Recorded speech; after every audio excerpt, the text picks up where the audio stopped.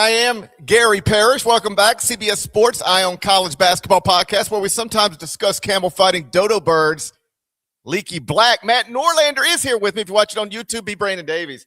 Smash. And if you haven't yet subscribed to the CBS Sports Eye on College Basketball Podcast, please do that wherever you subscribe to podcasts like Apple and Spotify.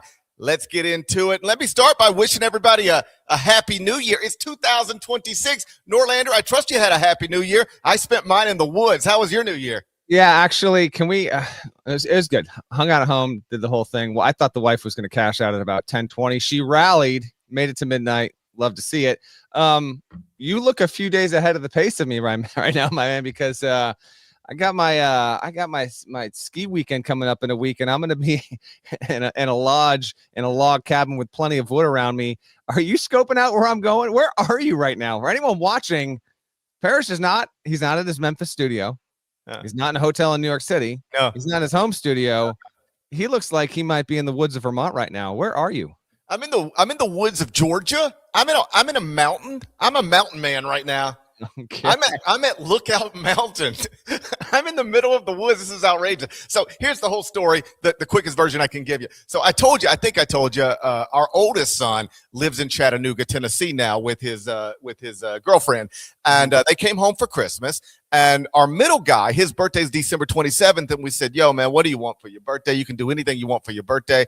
We'll give you the best 12-year-old birthday party you ever had. What do you want to do? And he said, all I would like to do is when Aiden and Julie go back home, I would like to go back to Chattanooga with them and just like spend a few days with them. I said, all right, let me talk to your older brother about that. He said, you know what? It'll be perfect. And so they did that. Then we got to go pick him up because I didn't want to ask my oldest son to drive back home to bring home his little brother. So I said, all right, we'll come pick him up around New Year's or something. And then my wife, she said, well, why don't we just stay there, get a place in the, in the mountains. Let's just get a place in the mountains for New Year's. We'll spend New Year's in the mountains. I said, all right, I've never done that before. I spent New Year's a lot of different places. I've never done this before, but it does sound kind of sweet. I think I talked to you about we had stayed in the mountains one time for Christmas, and it was it felt the right way. And I was like, okay, I can get my mind wrapped around that feeling. Let's do that. So I went and I started looking for houses in the mountains, Lookout Mountain specifically, right? And I found one. Oh, buddy, it was great.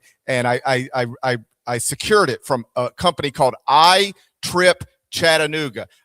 Chattanooga. They were wonderful. And they were like, GP, you want to stay here? I said, I do want to stay here. Look at this game room. Look at all of this stuff. And I said, I'll book it. And they said, give me your credit card. I said, here's my credit card. And they sent me a confirmation and everything. And then I realized, man, this place is kind of big. This is kind of crazy. There's only 6 of us total. We should invite some friends and try to make a great New Year's for them. It's not too far of a drive. Maybe other people would like to stay in the woods for New Year's. So I started inviting people. I was like, man, we got enough rooms. You should come. Bring your kids. And I was like, you should come. Bring your kids. And I'm starting to. It's getting good. I'm getting excited. And then, man, you ain't gonna believe what happened.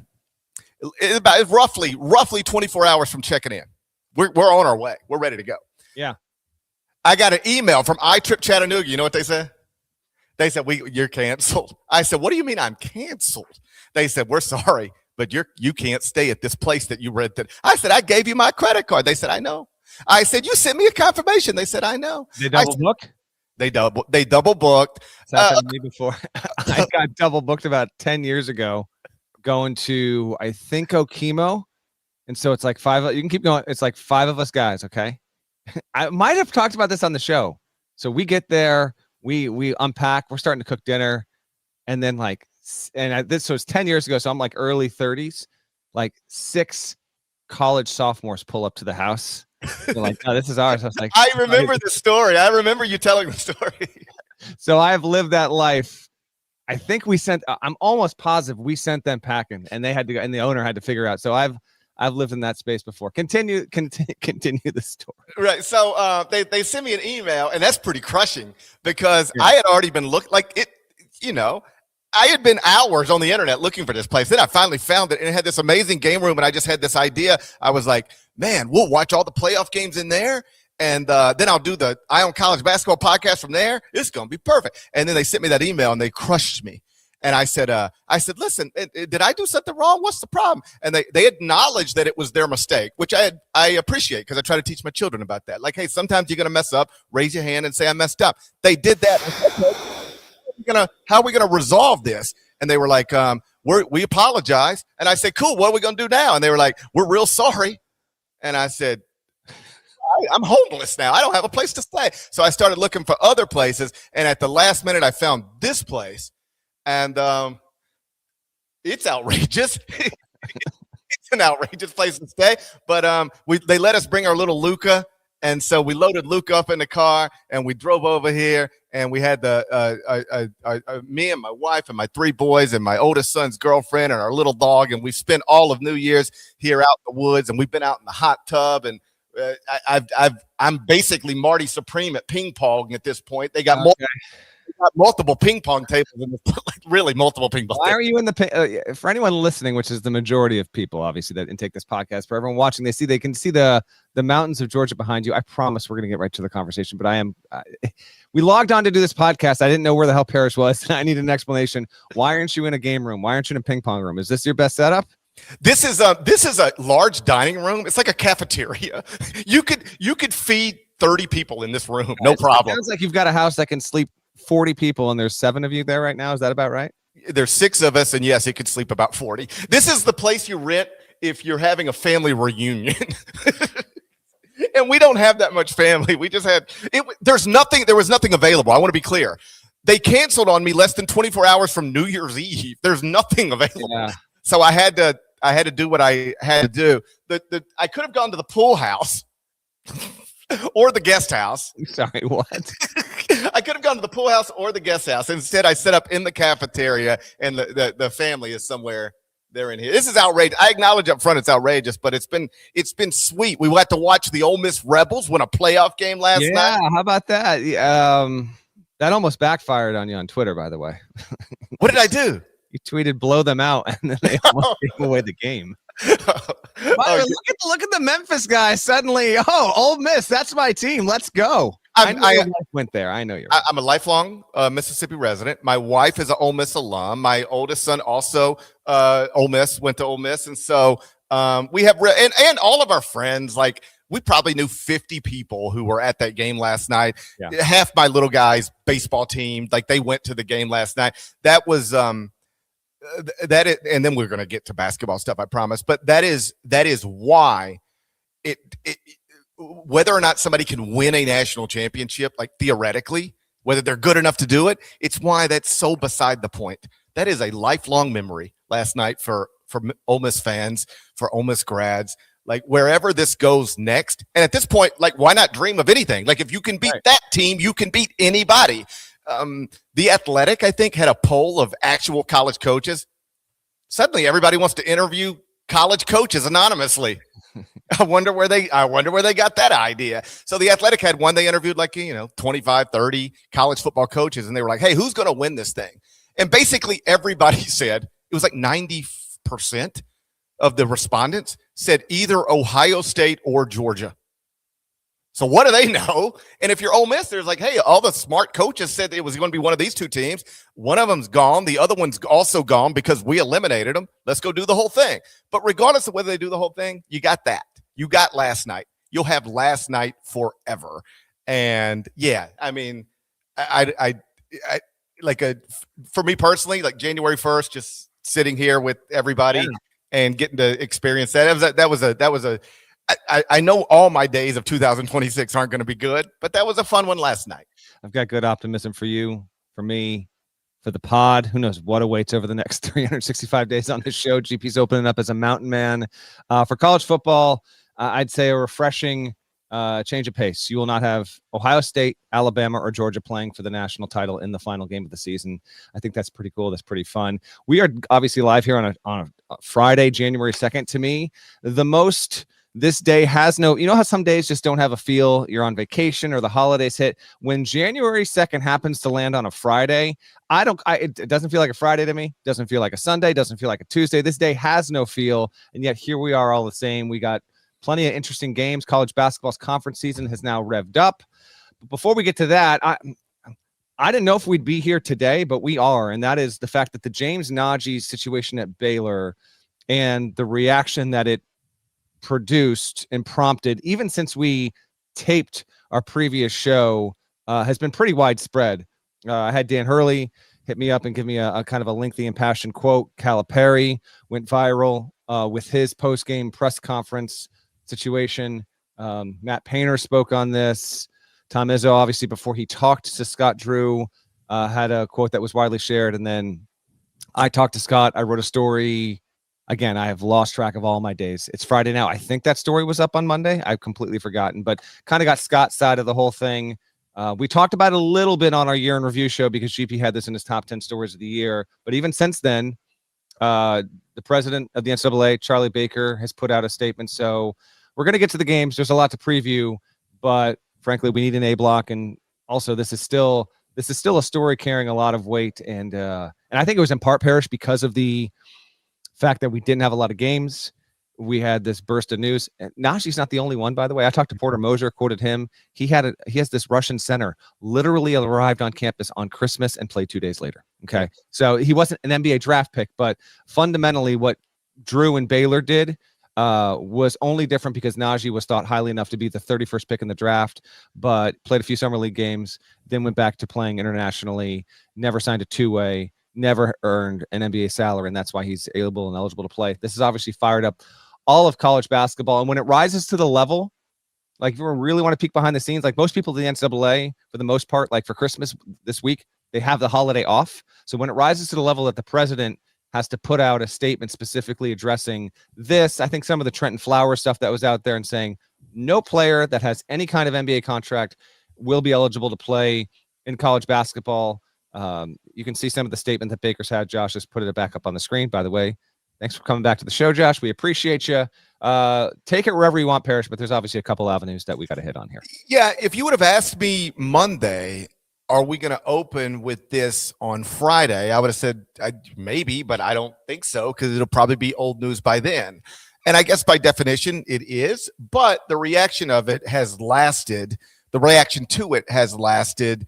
And where it goes from here is obviously among the biggest questions in college basketball right now, in part because of the lack of games heading into this weekend. So like you said, James Nnaji is presumably going to make history this weekend. Yeah. Baylor at TCU, 2 p.m. Eastern, TNT.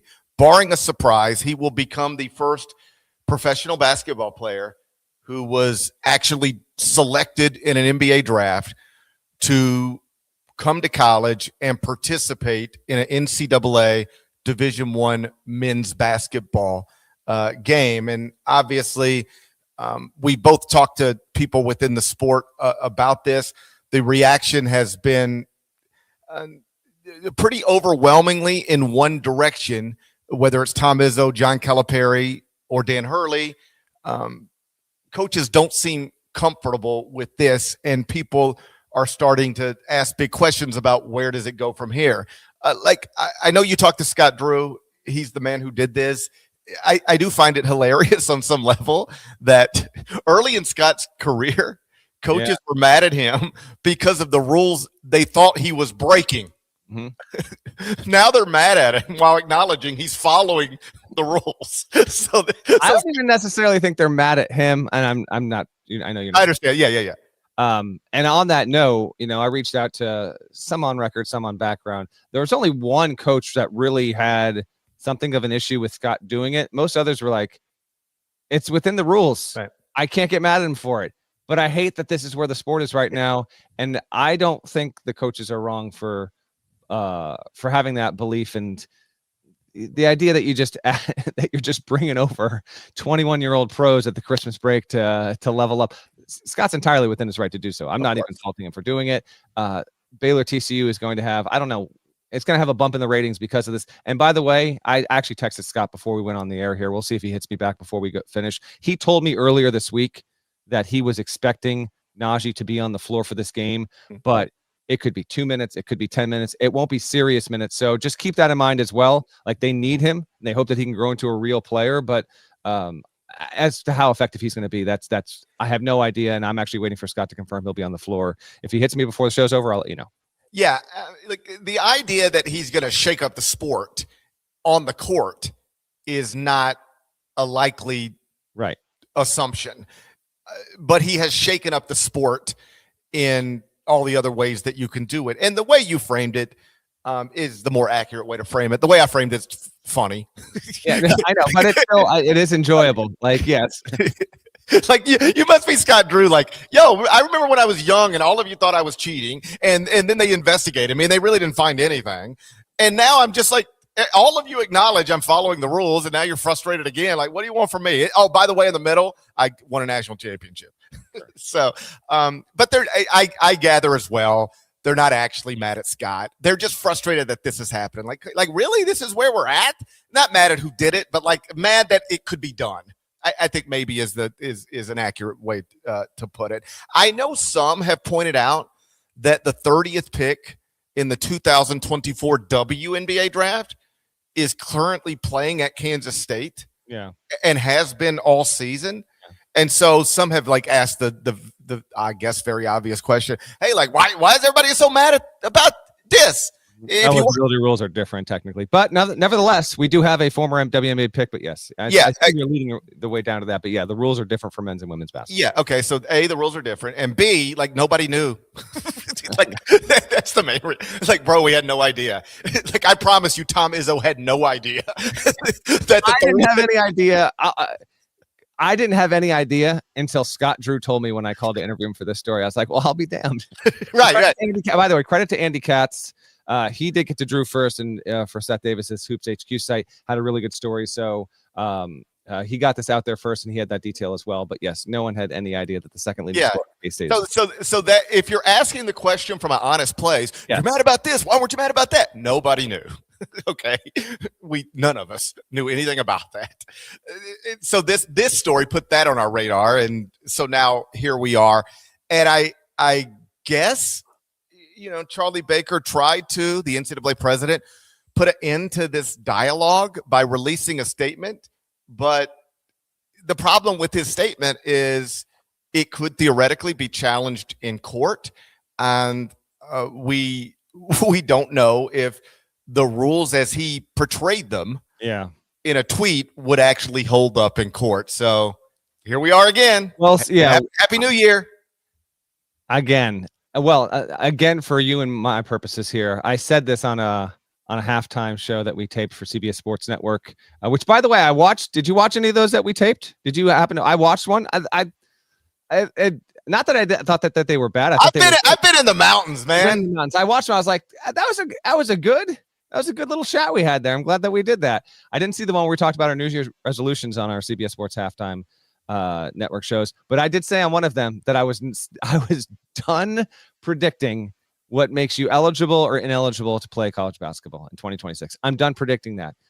So having said that, I'm going to read real quick what Baker said earlier this week. If you did not see the statement, quote, the NCAA has not and will not grant eligibility to any prospective or returning student athletes who have signed an NBA contract, including a two-way contract. As schools are increasingly recruiting individuals with international league experience, the NCAA is exercising discretion in applying the actual and necessary expenses by law to ensure that prospective student athletes with experience in American basketball leagues are not at a disadvantage compared to their international counterparts. Rules have long permitted schools to enroll and play individuals with no prior collegiate experience mid-year. Excuse me. While the NCAA has prevailed on the vast majority of eligibility-related lawsuits, recent outlier decisions in joining the NCAA on a nationwide basis from enforcing rules that have been on the books for decades without even having a trial are wildly destabilizing. I will be working with D1 leaders in the weeks ahead to protect college basketball from these misguided attempts to destroy this American institution, end quote. That is Charlie Baker. That is a pretty forceful quote. I did think it notable that he actually tagged the NBA's official account in making this statement. I don't have this as direct information. I can only surmise that Charlie Baker and Adam Silver have had a conversation or two this week, the higher-ups of both of those respective organizations. I don't think either the NBA or the NCAA want this in general. I think the one thing that's been too under-discussed in all of this is the fact that NBA teams shouldn't want this either. You own the players' rights you wouldn't want to have your guy.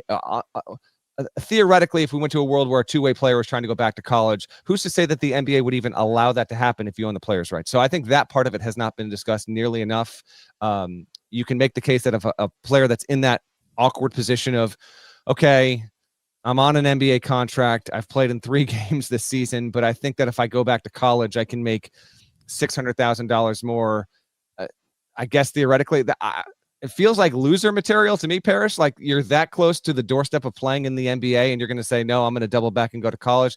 I don't even know if we're going to have this situation play out, because are we going to have the right kind of player that can actually do it? Trentyn Flowers has been reported to maybe be exploring it, but Baker's statement was direct. I don't know if we get a player that challenges it in 2026, and I don't know if that happens if we get another kind of trial lawsuit that would truly just rip down every single barrier. Because if this did get tested, Baker's statement, it's not going to get decided in 2-3 months' time. Like that's something that would drag out. And the player in question might be able to get an injunction and test it anyway, I suppose.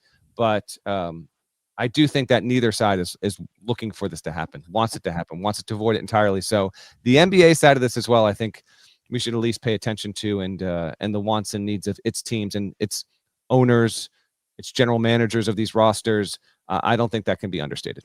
So you bring up Trentyn Flowers. For people who are unfamiliar, this is a young man who has actually played in 8 NBA games, 6 for the Clippers, 2 for the Bulls in the regular season. It has been reported that he's interested in playing college basketball and that a variety of schools are interested in maybe enrolling him to play college basketball.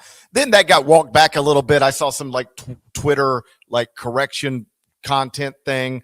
Right. Well, I also, there were like 6 schools that were named in that I either found or some found me and said, hey, we have never talked to this player. We haven't talked to his agent. They haven't found us. Don't know why we're in the report. I told you can't believe everything on the internet. I've been trying to talk to you about this. I think I told you that. Let's be real. I think we've been telling you. I told you that.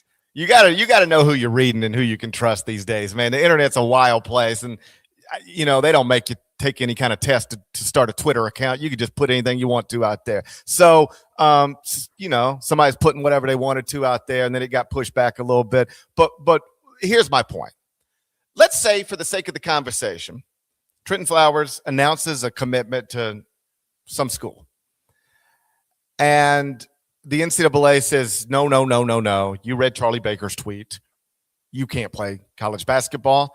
You've actually had an NBA contract. You've played 8 times in NBA regular season games. You read Charlie Baker's tweet. You can't play no college basketball.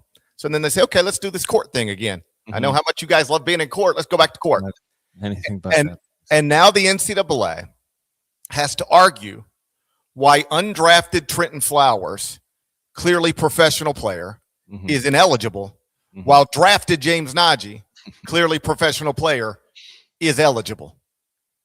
Is it because Flowers played in this professional league, but not that professional league? Legally, what is the difference? Here we go again. Yep, no doubt. And the tangible difference is they were both, as of NBA draft day, they were selected or not selected based on the potential of what they might or might not be. James Nnaji was never proven to be good enough to step foot and play on an NBA game where Trentyn Flowers did. I think there is a tangible difference there. And the NBA is fairly objectively, by far, it's not even close, the best basketball league in the world. There is a massive gap, and the EuroLeague's coming along just fine, and that gap closes year by year by year, but it's still not close. And not a lawyer, not going to play one on the podcast. Have no idea if this would work. I do think in a courtroom, you would obviously see the NCAA, maybe even with the NBA on its side in this case, saying, no, there is a real difference. When you go professional, these rules have been in place for decades at this point. When you play in the National Basketball Association, that is a tangible, definitive, irreversible step to your professional status, and we do not want people in that league coming back to play college. That would be their case. I don't know if it would win or not, but to me, it's a very logical case to make. I think once you actually play in an NBA game, going back and play college basketball seems a bridge too far. Do you agree or disagree? I agree fundamentally, but I don't know if I agree legally. And no, I'm not a lawyer, but I would be interested in hearing lawyers argue that. I would be interested in hearing a lawyer argue. My client, Trentyn Flowers, has played in this professional basketball league barely. And you're telling me he's not allowed to play college basketball because of that. All of these other people have played in professional basketball leagues as well. Why are they eligible and he's not eligible? Is it simply because he played in this league? And this is the one professional league that's off limits to everybody else. To everybody. You can play in all these other professional leagues and make all this other money, but you can't play in this professional league. Is that what you're arguing? Again, I'd like to hear the lawyers argue that back and forth and hear a judge weigh in, because I don't know. I don't know. They used to tell us, because you can say things like, this has been long established. All the stuff that we are now completely flying past has been long established. The rule, what they once told us the standard was Ennis Cantor. If you're Ennis Cantor or anything like Ennis Cantor, you cannot play college basketball. We have flown so far past that. Anybody right now trying to argue they know clearly where the line is, legally or otherwise, is just, they're outrageous. It's just a ridiculous point to make. Even if you're Charlie Baker, I do appreciate him like putting his heels down. 10 toes down. This is where we stand. No, I do. I'm glad that if you'd asked me, will he have a statement before today? I would have said no chance. But the fact that it rose to this level that he actually did, and it was not vacillating. As you said, 10 toes down. I actually do appreciate that. Whether it proves to be stupid or not, it remains to be seen. But I'm glad that he actually did it. I am too. So let me make sure I make that point. What the larger point I'm trying to make is, if it gets challenged, I don't know if it holds up. But yeah. as always, perhaps we'll see. Let me ask you about this. I do love that this story has sparked a real conversation and on some level outrage. It's got John Calipari going for 7 minutes. It's got Tom Izzo going for 5. It's got Dan Hurley leaving you audio messages. I like that it started this conversation and that it's created some semblance of outrage about where the sport is at. So if we're actually looking for like the quickest / best fix to the identified problem of a college basketball program enrolling somebody who was selected in NBA draft, that's what everybody says they're upset about. John Calipari, you see him right there. He went on and on. The rules are the rules. If you've been in a draft and you've been selected, you can't play college basketball, period. Okay, fine. If that's where most people seem to be, and it does seem to be the place where most people are at, why not just hold each other accountable? If you're a college coach, John Calipari, Tom Izzo, Dan Hurley, name the other 362. You just say, we're not doing it, period. We don't even need the rule. We just don't enroll people who have ever been selected in an NBA draft, period. It's done. End of conversation. Like, universities do more or less decide not to recruit players, with certain circumstances connected to them. This will be an extreme example, but play along. You'll get the point. Universities aren't going to recruit somebody who's charged with murder. It doesn't matter if they're innocent till proven guilty and out on bail, all of which, could be possible. You just say, hey, yeah, we're not recruiting that player because of this thing, right? It's an extreme example. I understand, but you get the point. It's not written anywhere. It's not agreed to. It's just something nobody does, even if theoretically you could. Why couldn't this be the same thing? John Calipari was clear. If you're drafted, you shouldn't be allowed to play college basketball. Well, just make it where we're not going to recruit anybody who's ever been drafted across the board. And know, if you're a coach and you do it, you will be shamed by your peers. You'll be shamed by your colleagues. John Calipari will hold a press conference to talk specifically about you. Tom Izzo will hold a press conference to talk specifically about you. Dan Hurley will hold a press conference specifically about you. Like, all of these guys say they care about college athletics and what's best for college basketball. Prove it. Why do you need a rule if you could just hold everybody accountable and say, this is something we're not going to do. Again, I'm not a lawyer. I think because I think that I was clear. Don't put it in writing. Don't say it out loud. Yeah, but it's just something we're not going to do. I think that is still conspiracy to restrain trade, which might be in violation of the Sherman Act, and that could bring on even more law. If a player thought they had a proper avenue to go and play college basketball and couldn't find a single program, first of all, we are so out there right now. All right, you ready? Whatever the NFL did with Colin Kaepernick, do that. Do that with anybody who's ever been selected in the draft. That sounds like a winning strategy. You get the point. I do get the point. Just say we're not going to do it. I can't believe I'm hearing this. If this is the problem, that I'm hearing this from Gary Parrish, and I think you're going devil's advocate here, but also the idea that you're going to ask and trust college basketball coaches to all side on one side of an issue and say, okay, no one go and cheat or go and break that rule. Everyone, we're gonna have. I know Will Wade. This will never happen. I know we've got a Will Wade problem. All right, Will Wade will go out and try to buy every draft pick who's ever been picked just to prove a point. All right, I acknowledge that, and I acknowledge everything you're saying. I acknowledge. I'm just saying, every coach this week who has spoken about this publicly, says they don't like it. Then don't do it. If you don't like it, don't do it. And if all of you don't do it, then it doesn't get done. Way oversimplification. I've told you that. But that's one way to address it, at least. Regardless, I like that it sparked this conversation. Me too. Another fix that everybody throws out all the time is, well, this is sort of where we're at until we get a CBA. This is where we're at until we collectively bargain. Our buddy Seth Davis seems to think that collective bargaining in college athletics just isn't possible. Lawyers who work in the space have suggested they don't agree with that sentiment. I trust all of those people are smarter than me. Seth Davis and all of the lawyers, right? So I won't spend any more time on that debate. I guess I would just say this. If we're looking for an actual solution, like if we finally reach the point where we say, hey, this is crazy, we got to do something. Because that does seem to be the sentiment coming from most coaches' mouths this week who have spoken about it publicly. Mm-hmm. This is crazy. We need to do something about it. We need to get our sport back, right? Rick Pitino said the sport I love and been involved with for decades, it no longer exists. Perhaps hyperbolic, but he said it or tweeted it. So if everybody feels that way, and that's the sentiment I'm left with this week, forget Congress and forget whether collective bargaining is realistic or not. Again, I'll let Seth Davis and the lawyers argue about that. Here's what you do. You get the people who say they care about college sports and who have the power to do something about it.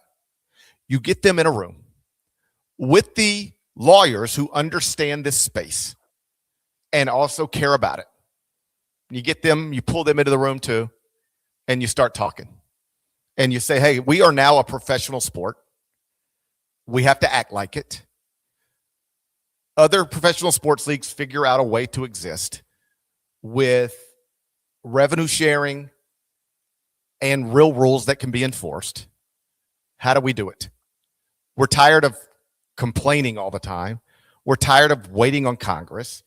We're tired of brainstorming, which results in nothing. Get the room of lawyers, get the room of powerful people, and figure out a way to make this work. Until we get to that point or some semblance of that point, all we've got is bitching nonstop and confusion nonstop. I would prefer to be done with the confusion, be done with the complaining, and have a system that works, whatever it looks like, a legal system that works. Regardless of whether a CBA is a realistic option or not, there's something out there that works. There's a system that works. Get the powerful people and the attorneys in a room and figure it out. You would think that the past week or so of this is actually going to catalyze folks to do that. Now, the way these things go so often is that we're in the middle of a season, so we can't, your coaches are going to want to be represented in that kind of meeting, and they should. We can't do it in the middle of the season, so you got to wait until, say, the Final Four or in the weeks after the Final Four, and so we'll see how much of an issue this remains in terms of its front burner status 2, 3, 4 months from now. I'd agree with you. Maybe at the end of this pod, Josh, we'll talk. I'll toss in so you can hear. I shared what Dan Hurley told me, but if you listen to what he says too, I think it's got a certain level of impact. I'll put that in on the audio version at the end of the show. It's about 2:45. It's just too long to play in the middle of a pod here with me and GP sitting here talking. But for our audio only listeners, we'll tag that at the end so you can hear what Hurley had to say, because a lot of what he said and the way he said it is kind of reflected in the case that GP just made right there. We're 35 minutes into this show. I think it might be time to talk some ball. Let's get a word from our partners, and then we will do the Final Four and One, presented by FanDuel Sportsbook. When you need your sports news all the time, we've got breaking news to bring to you. CBS Sports HQ gives you a snapshot of all the sports that matter to you. When you need your sports in a snap, find it on CBS Sports HQ, streaming free anywhere you are. Oh, it's time for the Final Four and One, presented by FanDuel Sportsbook. Make every moment more. Josh, welcome back to the Eye on College Basketball podcast. Get in my ear. Update us on these records. Tell me how good I am at this. Good morning, gentlemen. Happy to be back. Who's the new guy? Records. I don't mean to interrupt, but could you soften your tone a little bit? Nah, I don't think I can. I listened to last week's Final Four and One and listened to you ask Debo about the records, and he didn't seem that cooperative either. Yeah. So I might have to take that route. I felt like he was playing hard to get. I felt like he was playing hard to get a little bit. And you know what? This isn't something I thought I needed. It's not something I thought I needed. I thought just like, Nada or Norlander, anybody could just like tell me what the records are. I don't care. But then you did it a very specific way. And I don't know, man. That's a nice little Friday morning treat, if you know what I'm saying. I have the clip of me saying that, so maybe I'll load it into StreamYard for next week, and we'll just play it over and over again. Yeah, just send it to me so I can just have it like in my phone. That makes me by the way, I have no idea how we did last week. Me neither. I have no idea. I not the games we did other than K-State didn't cover and didn't win by 22 plus, and so the program should have been folded. Lo and behold, they didn't do that, and they're going to be in this week's Final Four. I tell Josh in a soft tone to tell me how good I am at this, but I have no idea if I'm actually good at this. So we're going to learn this together. Am I good at this? You and Norlander are very average at this. Yeah, I assumed that was probably the case. Parrish 20, 19 and 1. Norlander 19, 20 and 1. That sounds like I'm ahead. That sounds like I'm winning. You are, I suppose, but last week you were not. 2 and 3 for GP, 3 and 2 for Matt, and the games they're much better this week. I blame I Trip Chattanooga for that. You don't know what they did. We got to get to the games, but no VRBO, no Airbnb. Just it was in the spirit of full transparency. It was I Trip Chattanooga through Airbnb. Okay, so Airbnb, they were phenomenal. I want to be clear about that. I Trip Chattanooga, they broke my heart.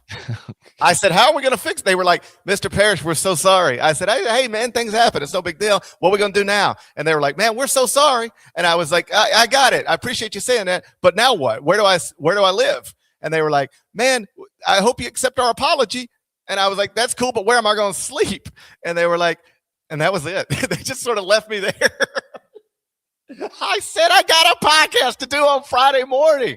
Where am I going to do it? King of the Castle. What's game one? Game one, Friday, 7 p.m. Eastern. It's number 24 USC at number 2 Michigan inside the Ray Jackson Center. Sure. You can watch it on Peacock. This is outrageous. This is outrageous. This number's still right. I looked at this number. I said, there's no way. Michigan minus 22.5. Just so you understand what's happening here. A ranked on ranked game. It's a ranked on ranked game, and the number's 22.5. 22.5. By the way, I know you can't trust the internet, but I went to AI Overview. No. And it said, I said, who's the least famous? I said, I want to start the new year off right. Who's the least famous member of the Fab Five? I want to make them more famous. And it said Ray Jackson, clearly. I think that's fair. It is fair, but it's not on this show. Not on this show. No way. Double bird to Chris Webber, Jalen Rose, Juwan Howard, and Jimmy King. We honor Ray Jackson around here. It's the Ray Jackson Center where Michigan is favored by 22.5 points. Now, some of this, I wrote about this in the top 25-1. The takeaway could be, well, yeah, it's a ranked-on-ranked matchup, but it shouldn't be. USC is 12-1, but 0 wins over top 45 KenPom teams and a loss to unranked Washington. The real problem here is that USC shouldn't be ranked at all. And it also doesn't have its best or second best player as well. But right. Okay. I don't have USC in the top 25-1. All right. Yes. So I get that point. But officially, AP poll, it is a ranked-on-ranked matchup. And the byproduct here is that the real explanation for how do you get this number? It's because Michigan is 12-0 with 9 wins by at least 25 points. They beat Gonzaga by 40. They beat Auburn by 30. Michigan to this point has played exactly 2 teams in the AP poll and beat them by an average of 35 points. So I get it, not every day, but lots of days, because Michigan's been number 1 in the top 25-1 now. Even though Arizona's number 1 in the AP poll. You'll get some people every day. They'll call you stupid. They'll call you bald. They'll call you fat. They call you a lot of stuff. None of that happens to me. That's a good point. You've never been called short, fat, or bald. Nope. That's a wild thing to think about. That's completely normal. I get called that every day by my kids. That's amazing. Gotta say, I can't relate. It's like to be called short, fat, or bald. And I don't know what it's like not to be called short, fat, or bald. So every once in a while, they'll be like, hey, shorty, fatty, baldy. You're stupid, too, because you don't have Arizona ranked number 1. And, I don't have an issue with anybody ranking Arizona number 1. But the idea that it takes a stupid person to rank Michigan number 1, that's not true. Because Michigan would be favored over any team in the country, including Arizona, on a neutral court. And they're 22.5-point favorites over a ranked team later tonight on Peacock. Woohoo! All right. Michigan, 12-0 for the first time since 2018-19. They were 17-0 that season. USC, 12-1. It's its best 13-game start since it started 13-0 in 21-22. Under former coach Andy Enfield, we'll get to SMU before we get to the end of the Final 4-1. USC is on a 15-game losing streak against top 2 opponents in the AP Top 25. The last time USC won a game over a number 1 or number 2 team was in 2000 against Arizona. It's not happening on Friday either. Going back to last season, Michigan 6-1 in its last 7 games against ranked opponents. And you mentioned the big wins already. On average, Michigan beating teams through 12 games by 30.3 points on average. It has already won 7 games by 40 or more points. That is the most in a single season in the history of the Big Ten. And Michigan is a third of the way through this season. It's outrageous. Michigan ranks first in point differential in the entire sport. It is second in overall field goal percentage, 53.6%. It is first in field goal percentage defense. Teams are shooting 34.6% from the field against the Wolverines this season. That's the worst in the entire country. And defensive rebounds per game for Michigan, number 1 in college basketball, 33.4 defensive rebounds per game, not even the offensive ones. USC, really good at getting to the foul line. Leads all of D1. 22.9 free throws per game. Made per game. 31.2 attempted per game. Some of that is senior Ezra Osar, who's 5th nationally in foul drawn rate. He averages 9.3 foul shots taken per game. The problem is he shoots less than 63%. He'd be a 20-point per game guy if he was making a few more of these. As it is, he's averaging 17 a game, along with Chad Baker-Mazara, who's done well for himself. I don't know if he's an All-American yet, but I think he's knocking on the door. 21 points, 5.5 rebounds, 3.2 assists. He's had a nice season. The number is so huge. I could prove to be an idiot in short time here, GP. I will take USC to cover. I'm not confident about it. 22.5 in a ranked on ranked game is nuts. I'd actually love to know the last time we had a ranked on ranked matchup with a line this big. Has it ever happened? I tried to look it up, and I just ran ever happened. I might ask our research team to go dig this up. I wouldn't be stunned if this is the biggest spread ever past 20 years. I don't know. It's wild. Give me the Trojans to cover. Yeah, it's I actually tried to look that up. I mean, when I say tried to look it up, I mean I thought about it, and then I went, man, this is going to be a hard thing to figure out. So I just left it there. But yeah, massive number. You know me, I root for the top 25-1. The only way to keep Arizona fans from calling me short, bald, and stupid and fat is for Michigan to blow out USC. So let's lay, and that probably won't do it, but it'll help. It'll help. So let's lay the 22.5 with Michigan. Game 2, Friday night. In the chat saying I'm not sold on Michigan. Literally, what else could they entirely do? Whatever. Keep going. There was I saw yesterday, it was somebody on Twitter after Indiana won, just beat the I'm not sold on the Hoosiers in football yet. They were like, you know what? All right, if there were any skeptics out there, now they have to be gone. I'm like, who is skeptical about Indiana? They've been beating everybody's brains in for 2 years. What are we talking? They've got the best, perhaps the best coach in the history of organized sports. He might be. No, but I mean, you talk to Tom Fornelli about it. They know more about it than I do. But from where I'm sitting in the woods, this guy Curt Cignetti might be the best coach in the history of organized sport. I'm about ready to declare he's the best coach in the history of Indiana. I mean, from the same podcast that's telling you Mick Cronin's the best coach in UCLA history. Oh, I don't think there's any doubt. What argument is there against it at this point? I don't think there's any. But that was the thing. It was like, if you're skeptical about Indiana, it was like Indiana beat Oregon, Indiana beat Ohio State, and now you're sold because they just beat a mediocre Alabama team. What? So yeah, if you're not sold right now, there are two things at bare minimum, two things you should be sold on in college athletics, and one of them's Indiana football, and the other one's Michigan basketball. All right, Game 2, Friday, 9 p.m. Eastern. Oh man, oh buddy, we gonna gather around the television in the woods again tonight. It's number 9 Michigan State at number 13 Nebraska inside Pinnacle Bank. You can watch it on Peacock. Nebraska -2.5. To be clear, I know we nickname all of the arenas during the Final Four and 1, but Pinnacle Bank is Pinnacle Bank. Correct. You don't play around with Pinnacle Bank. You don't play around with greatness. This is the game of the weekend, I think. You don't just walk into Pinnacle Bank. Been trying to tell people for years. It took a minute. It took a minute for it to become true, but we're here now. Michigan State's going to walk in the Pinnacle Bank. What the? Give me the Spartans. Are you crazy? Straight up. Michigan State. I'll give you a few nuggets regardless, but I went with the pick right off the top. Not to cover, Sparty, straight up. Nebraska. 13-0, best start in school history, longest Division I winning streak active in the country, 17 straight. Nebraska is one of 6 unbeaten still remaining, by the way, in college hoops. We've reached January 2, and we still got 6 teams without a scar. It's pretty cool. This is only the second ranked-on-ranked game that Nebraska's ever played at home. The other one was in 91 against Kansas. The Cornhuskers won that game. Nebraska sits at 13th in the AP Top 25, which did not refresh this week. If you're an AP voter, you got the week off. There were no games. Has that ever happened? I know.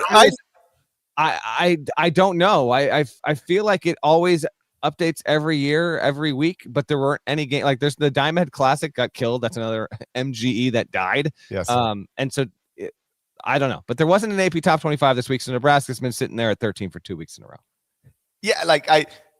I just kept checking the AP poll. I just sitting out in the woods checking the AP poll. Never refreshes. I'm updating the top 25 and 1 every day. No games, no nothing. just updating every morning. Just writing 300 words of nonsense every morning. No changes. That's pretty much it. You were the AP poll for all intents and purposes. As far as I'm concerned, I'm the AP poll. This is the game of the weekend. As far as I'm concerned. Michigan State. Huge fright. Tom Izzo. Yes. Tom Izzo mad as hell about James Nnaji marching his Spartans into the mecca of college basketball, Pinnacle Bank. MSU has won 12 of its last 13 games against Nebraska. Now, Nebraska won back-to-back games last season against top 10 teams, and they were at home. They beat Purdue and Wisconsin when both those teams were ranked in the top 10 last season, and so now this carries over to this season. If Nebraska wins tonight, it will be the first time in the history of the program that it has won 3 consecutive games against top 10 teams, when those opportunities were provided, regardless of whether they were in the same year or not. Keep an eye on Rink Mass. He's such a good player for Nebraska, but him and Price Sanford are actually both at 16.5 points exactly per game. Jeremy Fear is number 2 in the country in assists per game. He's an awesome player, but at 10 toes down, Sparty's going to walk into Pinnacle Bank. No, that is out. That's a wild thing to say. We're supposed to be the official podcast of Pinnacle Bank. Like, I'm surprised we don't have a Pinnacle Bank sponsorship at this point. What do you want from me? Loyalty. I would appreciate it. I've never claimed that you don't just walk into Pinnacle Bank. I've seen that's why your name doesn't get to be on the banner. When we get a banner inside Pinnacle Bank, your name doesn't get to be on it. You can take a picture with me under it, but your name doesn't get to. You're not a believer. You're a non-believer. It circles back to the scripture, I think. So you've got Nebraska to win and to cover? Yes, straight up. It's probably a blowout. No, straight up could be they don't cover. Are they winning and covering? What are they doing? Yes, they're winning. They're covering. They're blowing them out. It's a double-digit victory. You don't just walk into Pinnacle Bank. I've been saying it for years. I said it before it was even true. Now it's true. Okay. I like when we disagree. You're a non-believer. It's disappointing. How are you gonna react if Michigan State wins this game by like 8? Not gonna react at all. Okay. I'm gonna be blacked out in the woods. Who cares? Hey, I promise you, I'm not gonna care at all. Okay. I'm gonna be sitting here in the middle of the woods, blacked out. It's not gonna matter to me. All right. Not as much fun for the show, but fair enough. What's game 3? Game 3, Saturday, noon Eastern. Kentucky at number 14, Alabama, inside the Latrell Sprewell Coliseum. You can watch it on ESPN. KenPom has it, Alabama -5. Bama fans, officially hoop season. Football portal open today, by the way. So I'm sure they're more invested in that than they're looking that was a big time beatdown. Oh, buddy. Man, we got to get these James Madisons and Tulanes and Alabamas out of these playoffs. I mean, I don't know if y'all like watching lopsided beatdowns, but gets a little boring for me. We got to do something about these James Madisons and these Alabamas. Yeah, you hate to see it there. You said Bama's -5 in this game? That's what KenPom says, not me. Yeah. This is the only time these two are scheduled to meet this season. Kind of a bummer. I was thinking we'd have 2 Kentucky-Alabama games because going into the season, they were projected to be 2 of the 3 best teams, but I think they've got the schedule rotation determined 3-4 years in advance, so they weren't going to adjust that, whatever. Jalen Lowe did not play in Kentucky's win against Bellarmine, which came after the St. John's win in the CBS Sports Classic. I would think that he's going to, again, come off the bench here. You'd think they'd need him in this kind of game. Alabama has the advantage in the backcourt, unquestionably. But Kentucky should, maybe will have the advantage up front. I would think so. I mean, Alabama is not good when it comes to rebounding. You got Quainton's back. We'll see if he starts or if he doesn't. Apparently, Pope said he might play him a little bit at the 4 as opposed to the 5. Him and Diabate together, we'll see what that means. But I would think a JQ double-double might be in the offing here. Can Kentucky slow down Alabama's guards? It's a big spot for Otega Owe, I think, on both ends. See how he can play, how effective he can be in this one. Alabama is not good at turning teams over. It's one of the worst in the SEC. I think that's important for Kentucky in this kind of spot because it's going to be in Alabama's home joint. I think UK will have its chances. That number is annoying because it feels like Alabama wins by 5. I'll say Alabama wins and covers, but with great hesitation. But yeah, give me the Tide -5. Big game in Latrell Sprewell Coliseum. For you youngins out there, Latrell Sprewell, he was Stephon Diggs before Stephon Diggs was even old enough to know he might need both a bucket and a mop someday. Choked his coach in a practice. 68 game suspension. Yep. Woo! That was in 1997. Jalen Lowe, I think, is the story here. Like you mentioned, didn't play against Bellarmine, but that seemed to be more precautionary than anything else. Here's a quote from Mark Pope. I'll read it to you. He said, "We're trying to limit his contact and exposure so much in practice that the thinking behind that is like," and by the way, this is a quote about why they plan to keep bringing him off the bench. And I got it from Wyatt Huff. He's the co-host of the Breaking Blue podcast. So Mark Pope said, "We're trying to limit his contact, Jalen Lowe's contact, and exposure so much in practice that the thinking behind that is like, let's protect the integrity of the group that we have getting most of the reps in practice to actually be able to go perform on the court, just to give some continuity. And I like this because I like it when coaches do this. Mark Pope acknowledged, like, I don't know if that's the right thing to do, but like, it's what we're doing right now. And I'm explaining to you why we're doing it. But like, I don't know if it's the right thing to do, and I don't know if we'll continue to do it. Anyway, the quote continues. That might not be the right answer. We're going to kind of explore that as we go. It also gives you a chance to maybe extend his healthy window, which we're hoping is going to be the entire season, but not being the headline guy at the beginning of a scout, end quote. Mm-hmm. So based off everything Mark said when I was at the CBS Sports Classic and they beat St. John's, and then additionally said after the more recent win, Jalen Lowe is never going to be right. This is going to be a thing. He's going to try to play through it. They're going to try to limit his exposure to contact in practices, but they seem to understand that at any moment he could get popped, just like he got popped in the CBS Sports Classic, and he could have to leave the game for its entirety or for some lesser period of time. So for Kentucky fans, this is just going to be a keep your fingers crossed type of thing, basically every game. But I do expect him to be on the court at some point on Saturday. Let's say he checks in with 16:07 left in the first half. Okay. Who you got? Alabama minus the 5. You and me both. What's game 4? Saturday, 1:30 p.m. Eastern. It's number 10 BYU at Kansas State inside the Marquise Noel Coliseum. You can watch it on CBS. That's America's most watched network. It's the network of stars. KenPom has it. BYU minus 8. This is BYU's first road game of the season. Trivia time. Okay. How many cities can you name that BYU has played neutral site games in this season? Don't look at the schedule. Do it off the top of your head. Salt Lake. Ding. Correct. Boston. What else? Do they do Las Vegas? Okay. 3. Salt Lake, Boston, Las Vegas. 2 more. Sioux Falls. Well, that's a damn shame. Where else have they been? The Garden? 4 out of 5. So that's New York. And Boston, Salt Lake, New York, Las Vegas. These dudes love a neutral court, don't they? I'm going to go Phoenix, Arizona. One more guess. I referenced it on, I think, the most recent podcast. Lookout Mountain? Lake Buena Vista, Florida is technically the place, but if you had given me Disney World. Yes, I would have given you that, but you didn't get it. So close. So close. Yeah, no road games yet until Saturday here for BYU.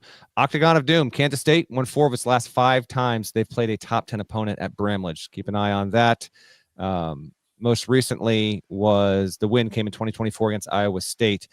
Kansas State is a weird team, man. They started 5-0. They went 0-4, and then are 4-0 in their last 4. But then they played maybe the bottom 3 team in all college basketball and couldn't win by more than 22. We'll see. When K-State lost 4 in a row from November 21st to December 6th, that was the first time they had lost 4 straight since 1965. The must-see aspect of this, and I'm going to talk about this on CBS Sports HQ later today. You've got 2 of the 3 best scorers in college hoops right now, DeBansa and Haggerty. DeBansa's at 23.1 points per game. Haggerty's at 22.9. Cameron Boozer leads the nation narrowly at 23.3 overall. BYU is looking for its first 10-game winning streak since the era of Jimmer. More of us. Shouts to Brandon Davies. That team started 20-1. That was the last time a BYU team won 10 in a row. If BYU wins on Saturday on CBS, it will have 10 consecutive victories. Kansas State likes to get out and run. This could be a really fun game. Kansas State's got the talent. We better get a good one on CBS. Both of these teams can go. We'll see if DeBansa, who is this will be announced, I think in about an hour or so. Edgy DeBansa is the USBWA National High Major Player of the Month for December, deservingly so, coming off an incredible December for himself. But it's not just him, obviously. DeBansa, Richie Saunders, and Rob Wright, JP, they're combining to average 57.9 points per game. We'll see if they can keep that clip going in the second half of the season. But over the past 7 years, only one trio averaged more points per game for an entire season. Can you name that trio? Yes. Okay, give it to me. Yes, I can. Give it to me. It's Zion Williamson, R.J. Barrett, and Cam Reddish. Let's go, Duke. Come on, Duke. Let's go. How did I know that? Let's go. Come How on, did you know Duke. You think it's because I'm a genius? Come on, Duke. How did you Let's know go. that? Come on, Duke. Come on. I was just 58.7 reading games. something about Cam Reddish last night, and it popped in my head. That's How the about truth. that? That's good stuff out of you. 58.7 points per game, that trio right now. DeBanza, Saunders, Wright, 57.9. They could break that record in the past 7 years. Haggerty is the only player. I got one more for you. One more trivia. Okay, let's go. Come on, I'm on a roll. Bring it to me. Haggerty, he's late the only point of player. ace. He's the only player in the country averaging 22 plus points, 5 plus rebounds, and 4.5 plus assists per game. Who's the last player to hit all of those averages for an entire season? Okay. It's a player that you are familiar with. I'm familiar with all players. Definitely not the case. Is it James Nnaji? I have a James Nnaji update. Scott Drew did text me. He's going to play. Will be a slow process. Text it. Learn the offense and defense. I didn't give me a minute, but I would. My blind guess is Nnaji's on the floor for like 7 minutes. He is going to play tomorrow, though. Text him back. Text him back. This, and nothing but this. Okay. You're ruining college basketball. Stop. I'm not texting. I asked if you could give me an update before the podcast. Just see what he texts back. I'm not texting. You text him that. You text him that.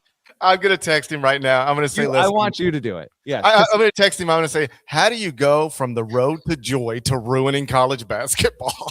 You should. You should text him that. You text him. Scott Drew, I want you to look in the mirror and tell me how you went from the road to joy to ruining college basketball. We're gonna keep this pod This moving. man turned down Kentucky, Louisville, and then said, you know what I'm doing next? You know what I'm doing next? I'm going to ruin college basketball.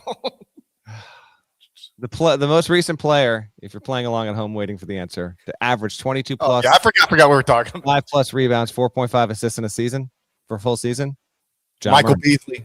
I swear to God I was going to say John Morant. You didn't. I swear to God I was going to say John Morant. I didn't think he had the points. He did. He was That's a shame. He was a good player. This is a brutal start for K-State, by the way. Its first 5 Big 12 opponents are combined 55-7. That's the Big 12 for you. I'll pick this game. BYU -8. Kansas State couldn't cover the 22 against the Monroe Warhawks. They're going to show up. Games on CBS. We're getting a good one. Watch Network. EMAW. K-State covers.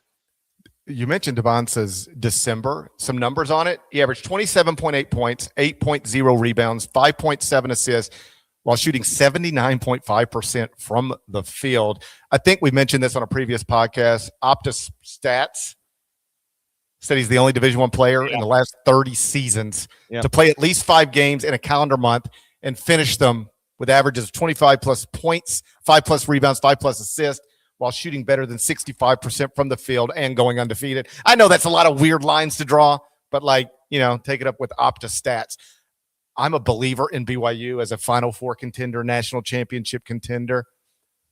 But I'm also a building truster. You know that about me. Octagon of Doom, 8 points. That's too much. Give me PJ Haggerty, whose numbers are up across the board. He's been terrific, but KSU is still 76 at KenPom, projected right now by that computer to finish 6-12 in the Big 12.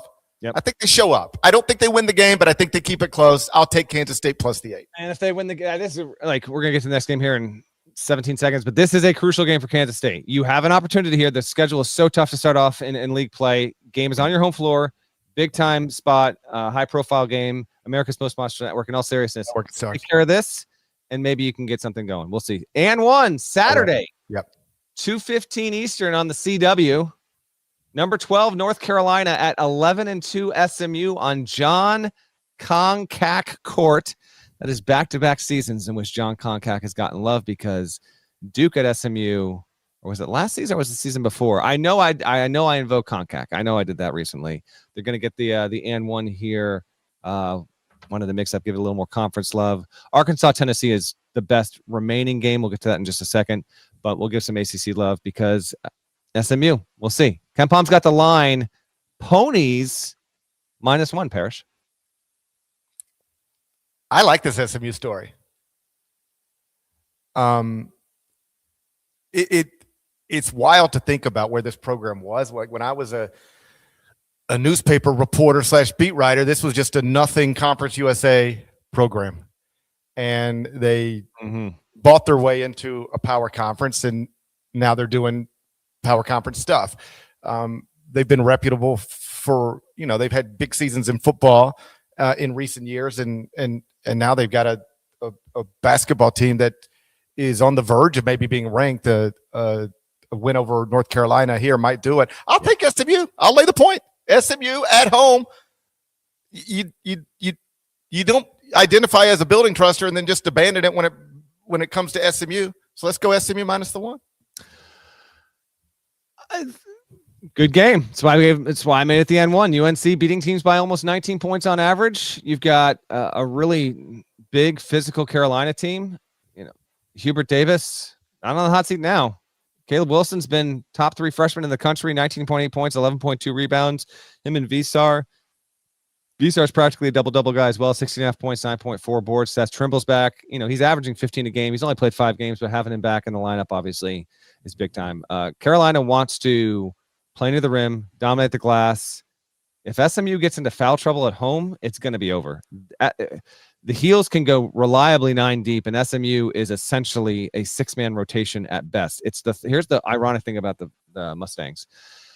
They're the 3rd oldest team in terms of D1 experience per KenPom in the entire country, okay? But despite having all of that experience, all of that age, they've got the least amount of depth of any high major team. In fact, the number 2 team is Baylor, which is why Scott Drew got James Nnaji. Andy Enfield doesn't need a pro to come in, but he's just not playing his older guys. They've got 5 guys who average double figures in scoring. Boopy Miller, back-to-back pod mentions, 19.9 points a game. Jerome Pierre, 18.7. BJ Edwards, who's had some really nice moments, 13.5. Corey Washington, and then Samet Yegitoglu, 11.5 points per game. They have had at least 4 double-figure scorers in 12 of their 13 games this season, and they've had 5 guys for double figures 6 times. So they've got one of the better starting 5s in the country in terms of production, but I don't get why they've got all this experience. They don't go deeper. They may need to do that in this game. Similar to what we mentioned with BYU and its lack of travel. SMU went 11-2 in non-league, but it's played 9 of those games at home. Like, it hasn't really been tested away from home. It gets this one at home. You take the Ponies. I will take Carolina in this spot. Caleb Wilson has been outstanding. This is a sneaky good game here, and wanted to get some because we'll see if SMU is indeed for real, and then Carolina, if it can go on the road and win this one, ACC could be very competitive at the top. These are the games you might need to try and steal and pick off if you're gonna vie for Duke for the ACC title. That's all. Freshman class, perhaps the best in the history of the sport. Coming into the season, the big 3 was AJ DeBonsa, Darren Peterson, and Cameron Boozer. Obviously, Darren Peterson hasn't played much, only 4 times through 13 games. Kansas at UCF this weekend. I think we're assuming he's going to try to play, but yes, he's gonna play. I got your rundown here. So here's what I was going to say, and then we'll go through the rundown. And then we can coming to the end of the season, it was like Cameron Boozer, Darren Peterson, AJ DeBonsa, and that's still true from a draft perspective, I think, but from a college basketball impact perspective, it is Cameron Boozer, AJ DeBonsa, and Caleb Wilson. Caleb Wilson, top 3 freshman, like you said, currently 5th in the KenPom Player of the Year standings. He's been outstanding, and I think that he has a chance. The only thing that is keeping Caleb Wilson outside of the conversation for the number 1 pick is he doesn't have a perimeter game right now at this point. Right. I think that's really is the only thing, because his motor, his battery, his playmaking ability, his instincts, basically as good as any of the freshmen we've mentioned. He's a ton of fun. Let me correct myself real quick for somebody else has to do it. He's 4th right now in the KenPom Player of the Year standings. In order, it's Cameron Boozer, Joshua Jefferson at Iowa State, who's been one of the real stories of this season. AJ DeBonsa, Caleb Wilson at 4, and then Yaxel Lindenborg at Michigan is at 5. Man, I really hope last year we had the Broom flag. It'd be lovely if we genuinely got like a 4-player race building out for National Player of the Year. We got to get, deep into January before we know if that's really the case. All right, your others to know as we get back into the swing of things. League play is upon us.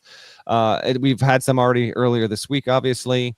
Had the best game of the week was Virginia Tech playing the best game in the history of that rivalry, triple overtime. But now everyone's back into the fold, and we've got a big slate, particularly on Saturday. Friday, the one other one that I'd note is Louisville is on the road at Stanford, which just lost 47-40. It was one of those things. I doubt you were watching Mountain Man, but I had the game on the Louisville, the Notre Dame Stanford game, and it ended 47-40.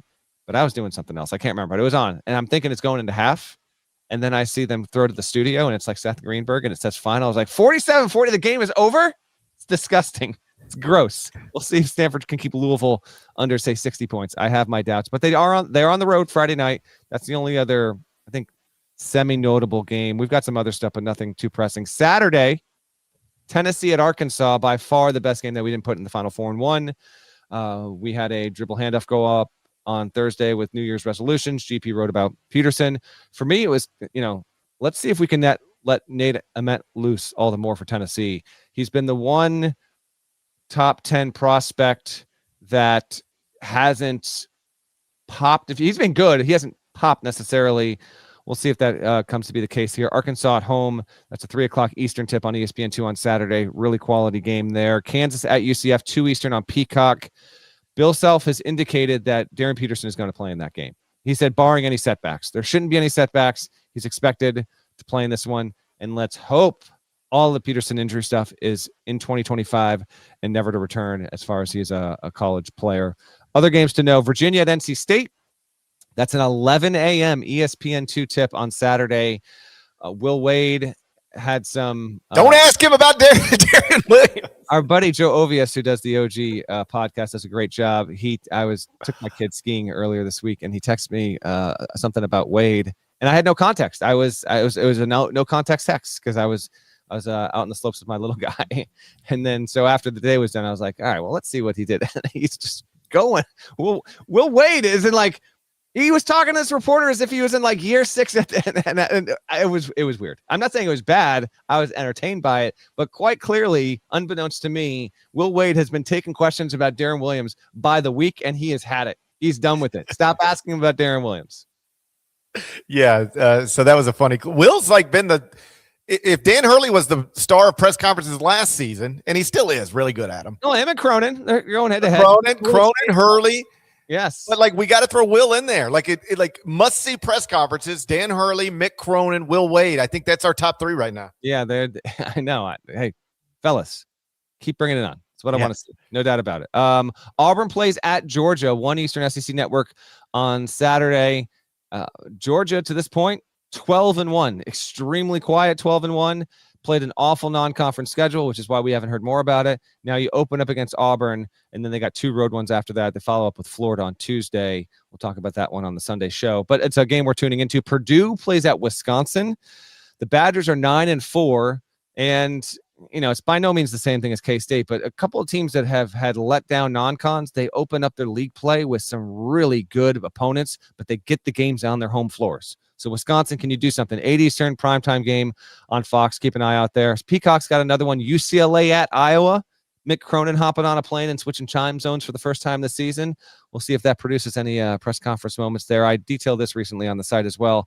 UCLA to start 2026 at Iowa, at Wisconsin.